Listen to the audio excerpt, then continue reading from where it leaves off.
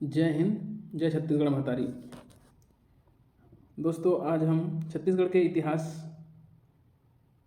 के वंश क्रम का अध्ययन करेंगे और बहुत ही आसानी से अभी तक पाषाण काल से लेके आधुनिक इतिहास तक जिस भी क्रम में साम्राज्य आए और स्थापना किए हैं उसका पूरा वंश क्रम आज याद करेंगे। ये 5 मिनट का वीडियो आप लोगों के लिए बहुत आसानी से आपको पूरा वंश क्रम याद हो जाएगा, तो बने रहिएगा।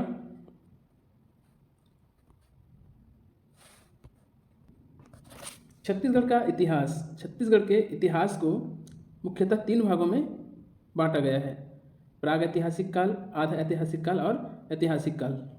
प्राग ऐतिहासिक काल मतलब पाषाण काल। पाषाण काल को भी 4 भागों में बांटा गया है। किसी भी काल का शुरुआत और बीच का और अंतिम, ये 3 भाग होता है सभी चीज़ का। इसी प्रकार पाषाण काल में भी पहले वाले भाग को पूर्व पाषाण काल, बीच वाले भाग को मध्य पाषाण काल और उसके आगे उत्तर पाषाण काल और अंत में जो आधा ऐतिहासिक काल के शुरुआती उसे नव पाषाण काल में विभाजित करते हैं। तो प्राग ऐतिहासिक काल का कुल कितने खंड हुए? 4। कौन कौन सा? पूर्व पाषाण काल, मध्य पाषाण काल, उत्तर पाषाण काल और नव पाषाण काल। उसके बाद आते हैं आधा ऐतिहासिक काल में। दोस्तों, हम इस वीडियो में केवल इनके भाग को और वंश क्रम को ही याद करेंगे, इसका पूरा डिटेल के साथ बाद में स्टडी करेंगे। आधा ऐतिहासिक काल को सिंधु घाटी सभ्यता का काल भी कहा जाता है, जिसके बारे में हम छत्तीसगढ़ में नहीं पढ़ेंगे, क्योंकि सिंधु घाटी सभ्यता का कोई भी स्थल या कोई भी पुरातात्विक स्रोत छत्तीसगढ़ में प्राप्त नहीं हुआ है। उसके बाद आ जाते हैं ऐतिहासिक काल में।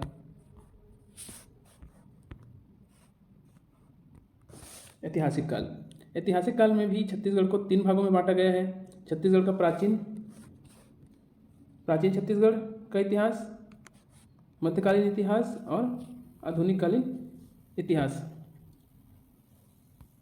छत्तीसगढ़ का प्राचीन इतिहास में हम ये पूरा वंश क्रम को याद करेंगे।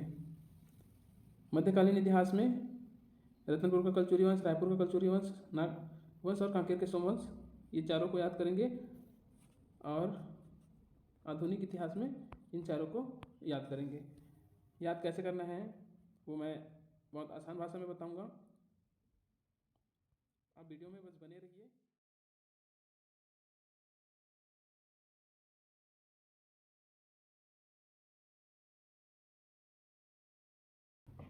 सबसे पहले आदिमानव आए, पाषाण काल, फिर वो लोग शिक्षित हुए तो वैदिक काल, फिर जैसे शिक्षित हुए रामायण काल, उसके बाद महाभारत काल, फिर महाजनपद काल, फिर मौर्य काल।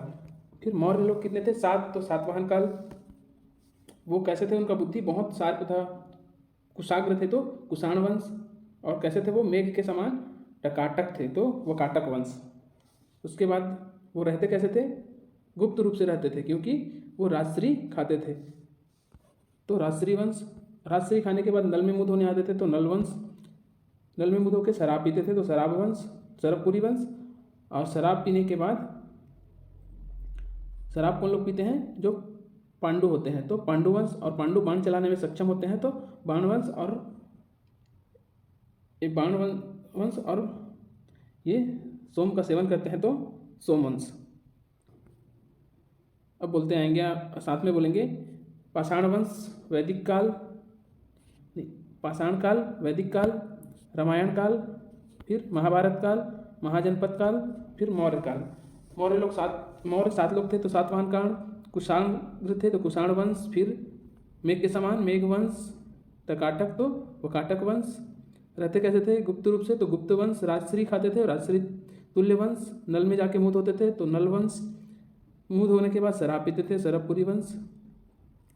और जो शराब पीते हैं वो कैसा होता है? पांडु होते हैं, तो पांडु वंश। और पांडु लोग बाण चलाने में सक्षम होते हैं और सोम का सेवन करते हैं, तो सोमवंश। और एक बार फिर बोलेंगे साथ में। पाषाण काल, वैदिक काल, रामायण काल, महाभारत काल, महाजनपद काल, मौर्य काल। मौर्य काल के बाद सातवाहन काल, 7 लोग थे। कुषाण थे, कुषाण वंश मेघ के समान थे, मेघ वंश। टकाटक थे, वकाटक वंश। गुप्त रूप से रहते थे, गुप्त वंश। राजश्री खाते थे, राजश्री तुल्य वंश। नल में मुद होते थे, नल वंश। शराब पीते थे मुद होने के बाद, तो शरबपुरी वंश। और क्या थे, पांडु लोग शराब पीते हैं तो पांडु वंश। पांडु लोग बाण चलाने में सक्षम थे तो बाण वंश। और ये सोम का सेवन करते थे तो सोम वंश।